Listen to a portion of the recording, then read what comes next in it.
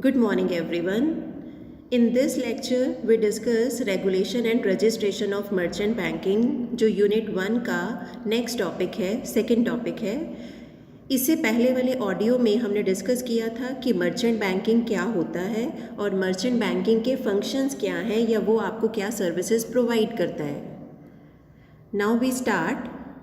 Merchant banking regulation act बनाया गया 1992 में. मर्चेंट बैंकर जो भी एक्टिविटीज़ मर्चेंट बैंकिंग की होती हैं वो एक पर्सन परफॉर्म करता है जिसको हम क्या बोलते हैं, मर्चेंट बैंकर.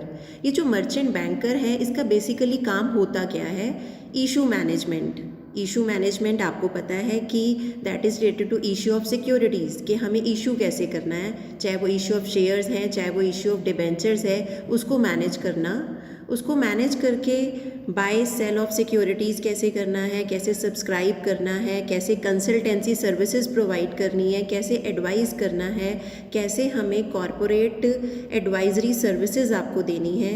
ये सब चीज़ें, ये सब ड्यूटीज़, ये सब एक्टिविटीज़ कौन परफॉर्म करता है, एक मर्चेंट बैंकर.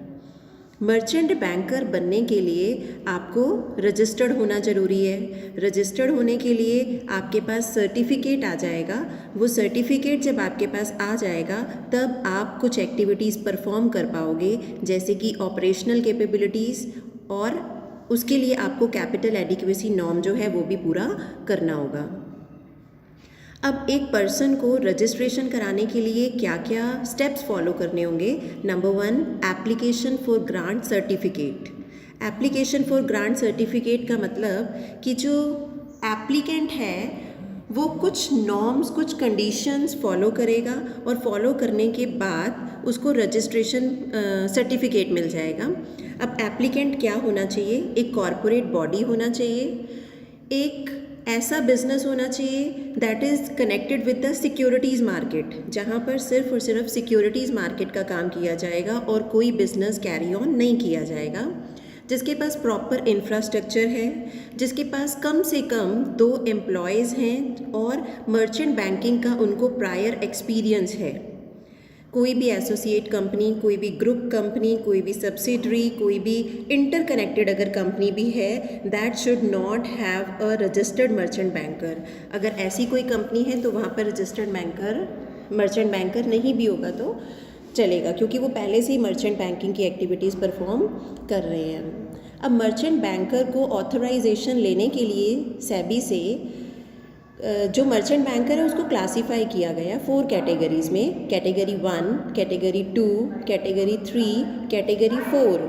जो कैटेगरी 1 है उसमें सारी के सारे जितनी भी एक्टिविटीज़ परफॉर्म होती हैं, जैसे कि issue management, consultant, manager, underwriter, portfolio manager, adviser, वो सारी एक्टिविटीज़ परफॉर्म करते हैं. जो कैटेगरी 2 हैं वो एडवाइज़र, कंसल्टेंट, यहाँ पर इशू मैनेजमेंट को छोड़ के और एक्टिविटीज़ परफॉर्म की जाती हैं. फिर कैटेगरी 3 में underwriter, adviser, consultant. Category 4 can act only as adviser और कंसल्टेंट. ये 4 एक्टिविटीज़ हैं, बट फ्रॉम 1997 से all other categories were abolished. सिर्फ और सिर्फ आज कैटेगरी 1 को रजिस्ट्रेशन लेनी पड़ती है और कैटेगरी 1 ही जो है वो एप्लीकेबल है, और जो तीनों हैं उसको एबॉलिश कर दिया गया है, ख़त्म कर दिया गया है. अब ये जब एक्टिविटीज़ आप परफॉर्म करेंगे कैटेगरी 1 मर्चेंट बैंकर, उसके लिए आपको कुछ कैपिटल एडिक्वेसी नॉर्म भी पूरा करना होगा. वो कैपिटल एडिक्वेसी नॉर्म क्या है, कैटेगरी 1 के लिए ₹1 करोड़ होता है, कैटेगरी 2 के लिए 50 लाख होता था, कैटेगरी 3 के लिए 20 लाख होता था, और कैटेगरी 4 के लिए निल. बट आपको पता है, मैंने अभी आपको बताया कि 1997 से ये अबॉलिश कर दिया गया है. सिर्फ और सिर्फ कैटेगरी 1 एप्लीकेबल है. कैटेगरी 1 एप्लीकेबल है, इसके लिए आपको आपके पास कैपिटल नेटवर्थ कितना होना चाहिए, दैट इज़ ₹1 करोड़.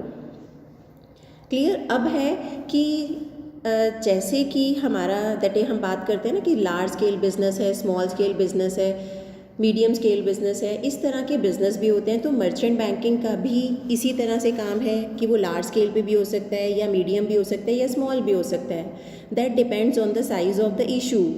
अगर आपकी merchant banking business less than 50 crore issue कर रही है तो वहाँ पर आपके पास कम से कम 2 लीड मैनेजर्स का होना ज़रूरी है। दैट मीन्स 2 मर्चेंट बैंकर्स का होना ज़रूरी है।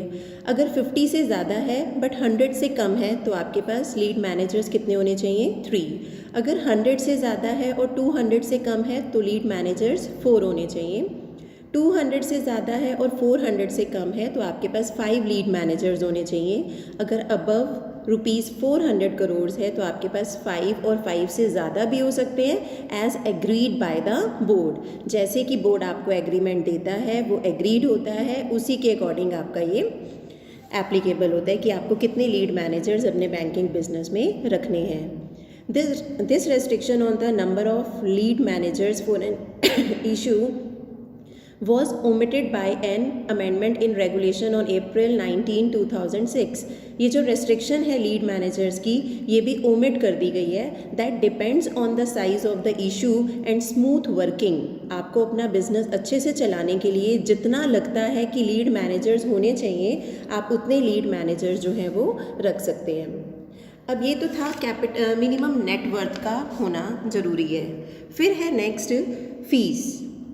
जब आप मर्चेंट बैंकर बनते हैं तो आपको फ़ीस भी पे करनी होती है according to the SEBI amendment regulation 1999। इसमें बताया गया कि every merchant banker shall pay a sum of ₹5 lakh as registration fees. जिस टाइम पर आप रजिस्ट्रेशन कराएंगे उस टाइम पर आपको फ़ी सबमिट करनी होगी, दैट इज़ ₹5 लाख।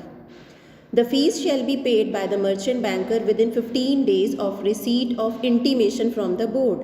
जिस दिन आपको ये इंटीमेशन मिल जाएगा कि आपने जो अप्लाई किया था और सेबी उन सब एप्लीकेबल गाइडलाइन से सेटिस्फाइड है तो आपको बता दिया जाएगा और फिर आपको 15 दिन का टाइम दिया जाएगा कि इस टाइम के अंदर आप ये फ़ीस सबमिट करवा दें। A merchant banker to keep registration in force shall pay renewable fee of ₹2.5 lakh every 3 years from the 4th year from the date of initial registration। जो पहला फर्स्ट टाइम आप registration कराएंगे, registration जो है वो valid कब तक रहेगा? आपको रिन्यू कराना होगा हर बार। रिन्यू कब कराना होगा? After 3 years. जो इनिशियल रजिस्ट्रेशन है वो 5 ईयर के लिए वैलिड रहता है, उसके बाद हर 3 साल के बाद आपने इसको रिन्यू कराना होता है और रिन्यू कराने की फ़ीस आपको बताई गई है यहाँ पर, दैट इज़ ₹2.5 लाख। अब बताया गया है कि government policy for merchant banking.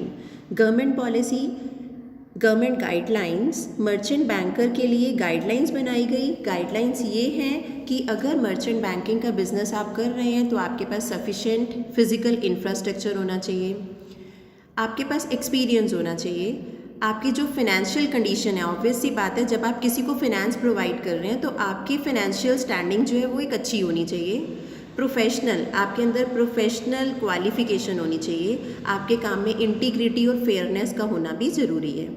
Merchant banker have to be competent to serve the investor also. Main motive ही सेबी का होता है to save the interest of, to protect the interest of investors.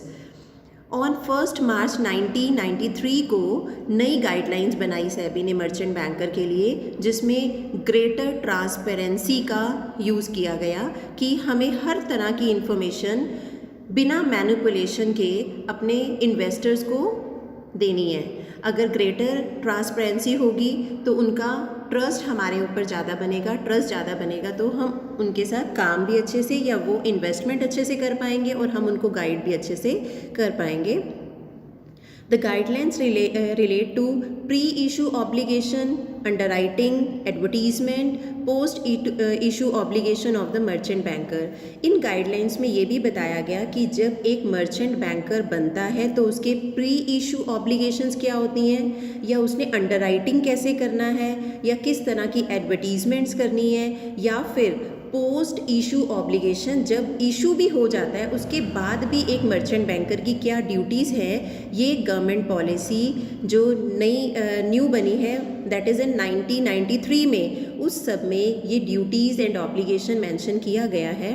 इससे नेक्स्ट वीडियो में हम discuss करेंगे कि journal obligation, post issue, pre issue obligations क्या हैं, क्या ड्यूटीज़ होती हैं, वो हम नेक्स्ट वीडियो में डिस्कस करेंगे।